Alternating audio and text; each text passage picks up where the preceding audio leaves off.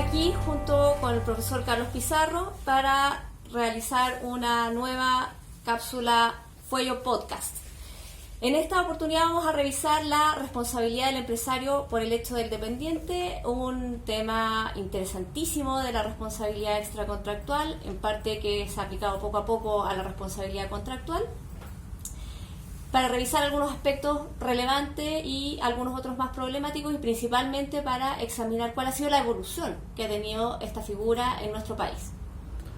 Muchas gracias, Claudia. Bueno, me parece un tema muy importante en la práctica. La responsabilidad civil, si tiene un objetivo fundamental, es obtener una indemnización.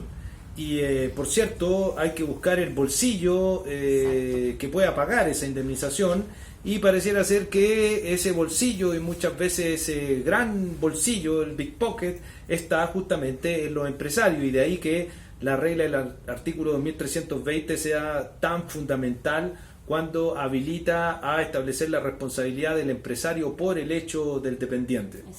Exactamente. Es fundamental principalmente porque, dado que en Chile no se acepta la prisión por deuda, en realidad no tenemos ninguna otra vía para poder presionar al autor del daño a que pueda indemnizar si es que simplemente no tiene bienes.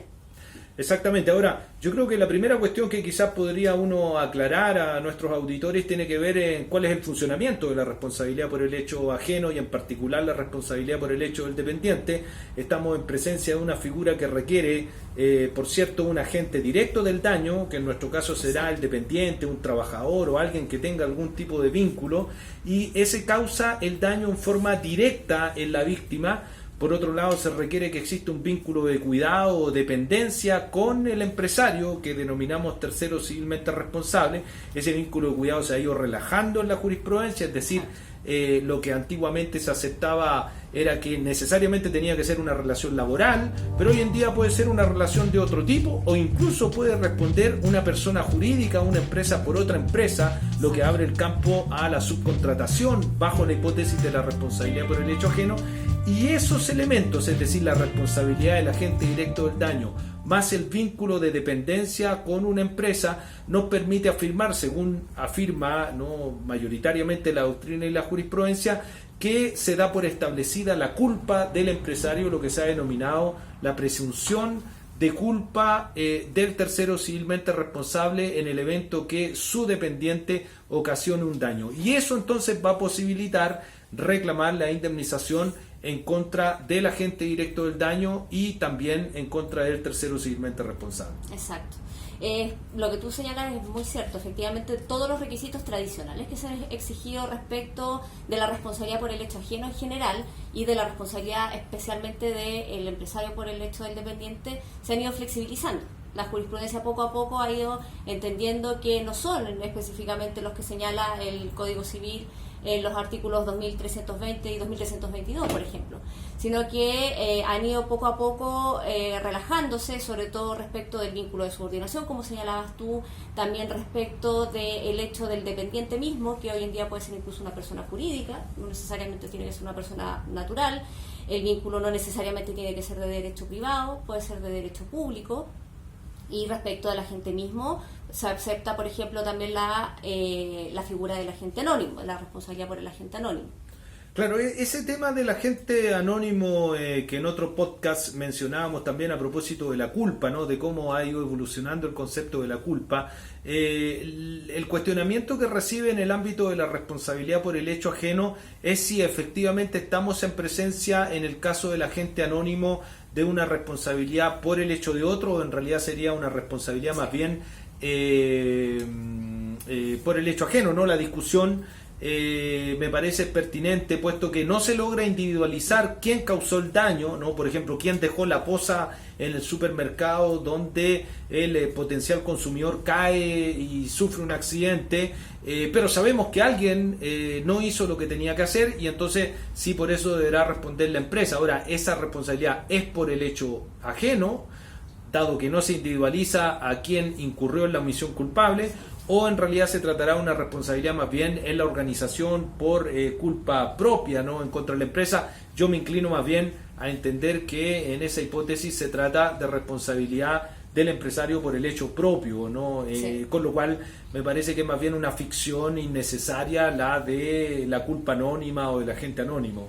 Exacto, yo también coincido en ese sentido con tu postura, porque sí es muy difusa la línea entre, en ese caso, entre la responsabilidad por el hecho ajeno y por el hecho propio, y por el hecho precisamente en la organización, la culpa organizacional.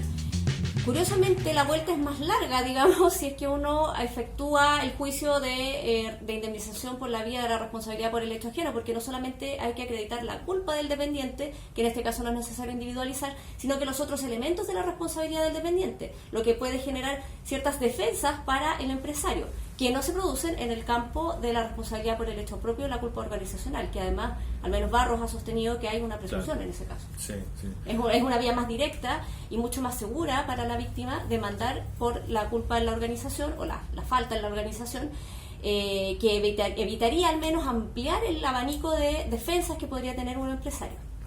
Y otro asunto, Claudia, que me parece bien relevante cuando uno enfrenta el análisis de la responsabilidad por el hecho ajeno, refiere a cómo incide la solidaridad bajo la regla del 2317 en la hipótesis de responsabilidad por el hecho ajeno. Es decir, si podemos hablar de una responsabilidad solidaria entre el agente directo del daño y el tercero civilmente responsable, en términos que la víctima puede reclamarle el total de la indemnización a cualquiera de ellos. Es decir, ¿se aplica o no se aplica el 2317 en el ámbito de la responsabilidad por el hecho ajeno, ¿no? La jurisprudencia ha sido muy vacilante y en algunos casos la acepta y en otros casos la rechaza. O sea, los mismos tribunales, en un año está la jurisprudencia tendenciosa a acogerla y en otro a rechazarla. Y esto viene principalmente por una interpretación doctrinaria que es muy positivista y que está muy apegada a la literalidad del artículo 2317 y que señala que en el fondo la solidaridad solamente operaría cuando dos o más personas, que serían en este caso el empresario y el dependiente, han cometido un mismo ilícito, y con cometido se entiende que lo hayan realizado simultáneamente. Caso en el cual, en este caso, por ejemplo, no se produciría porque el dependiente es el autor material del daño y el empresario simplemente tendría una especie de obligación de vigilancia o de cuidado respecto de. Pero una interpretación más flexible podría señalar que en realidad ambos habrían, la palabra cometido no necesitaría una concomitancia tan expresa, sino que podría ampliarse la interpretación.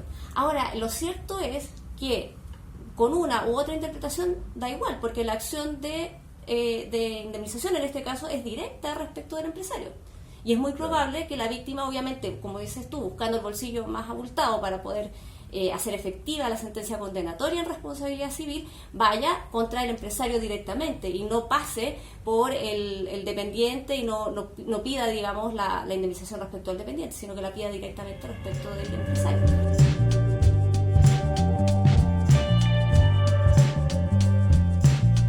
Oye, pero qué bueno que te dedicaste esto, que es más entretenido. Y yo le dije, mira, la fue, yo no sé qué, ¿no? Y por supuesto no me creyó. Yo la contacté. Fuimos a la playa y la convencí. Y ahí vino la gente. Mira, pizarra.